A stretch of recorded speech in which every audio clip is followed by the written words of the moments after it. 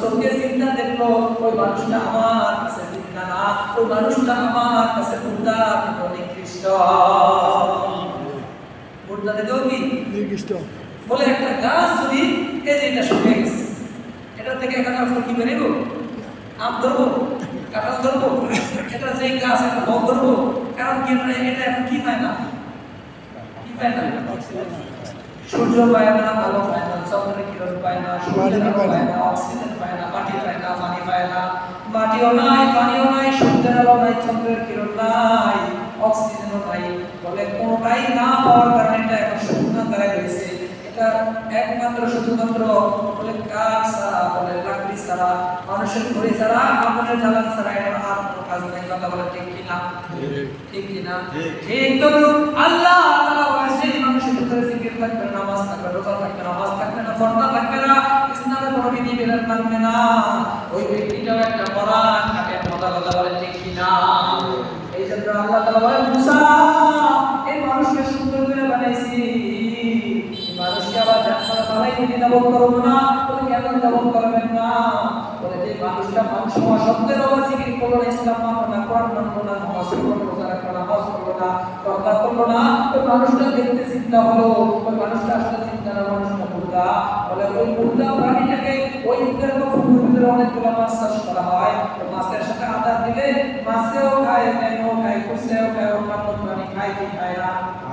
কিন্তু যখন পুকুর সিদ্ধ হয়, পুকুরে যখন মাছ ধরা হয়, মাছগুলো আমদানি রপ্তানি সুন্দর করে আমদানি করা হয়, কিন্তু ব্যাগটাকে কুস্তা থেকে সাপ থাকে, অন্যান্য কিছু থাকে, এগুলো কিন্তু মাছের পানি খায় বড় হয়েছে, অক্সিজেন খায় বড় হয়েছে, তোমার আদার খায় বড় হয়েছে, তোমার দেওয়া কি আদার খায় বড় হয়েছে। কিন্তু যখন মাছ ধরা হয় ওই সাপ থাকে, সাপের মাইয়া রোদে শুকিয়ে হয়। কথা বলে ঠিক কিনা? ঠিক কিনা? রোদে শুকিয়ে হয় কি হয় না? রোদে শুকিয়ে হয় না? ছোটবেলা দেখছি আমার ব্যাগ মারিয়া কালকে আমরা কেন একসাথে মাছ খেলো, একসাথে আদার খেলো, মাছের খাওয়ালেন, ব্যাগের খাওয়ালেন, সাপেও খাইলো, সব কিছু তোমার পানি ব্যবহার করলো, সব কিছু ব্যবহার করলো, মাছকে তোমার মারতে কষ্ট হয়েছে, কিন্তু ওই সাপটা ব্যাগটাকে তোমার মারতে কষ্ট হয় না। আল্লাহ তাআলা বলেন বান্দা এ মুসা শুনিয়া রাখো, এই দুনিয়ার ভিতরে থাকিয়া সমুদ্র ভোগ করবে, চন্দ্রের আলো ভোগ করবে, সমস্ত অক্সিজেন ভোগ করবে, মাছ পানি সব কিছু খাইবে, সব কিছু মানুষও খাইবে, তুমিও খাইবা, ইমানদারও খাইবা, বেঈমানও খাইবো, নামাজিও খাইবো, বেনামাজিও খাইবো, ইসলাম যে মানবে সেও খাইবে, যে মানবে না সেও খাইবে।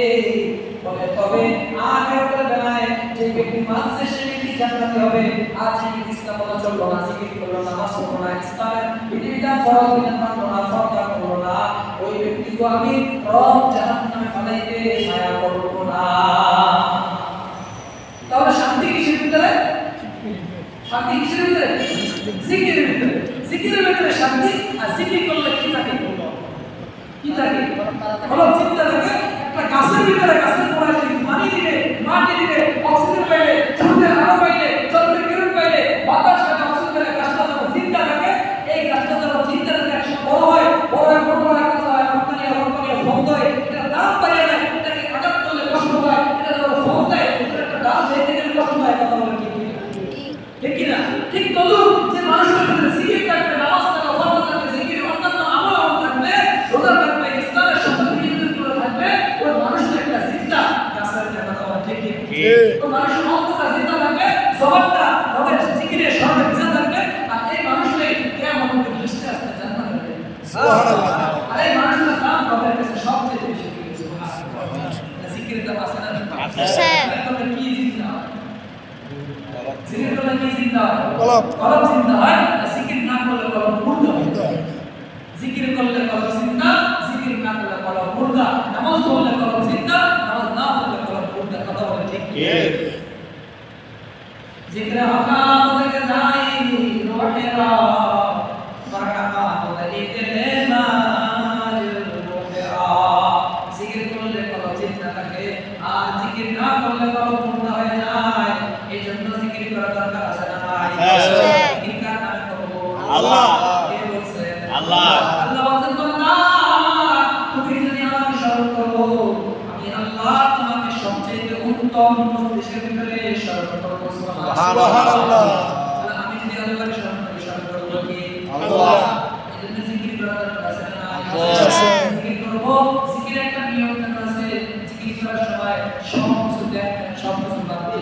রবের সন্তুষ্টির জন্য, রবকে দেখানোর জন্য ইখলাসের সাথে যদি জিকির করতে পারি 5 ঘন্টা 10 ঘন্টা 100 দিন করা লাগবে না।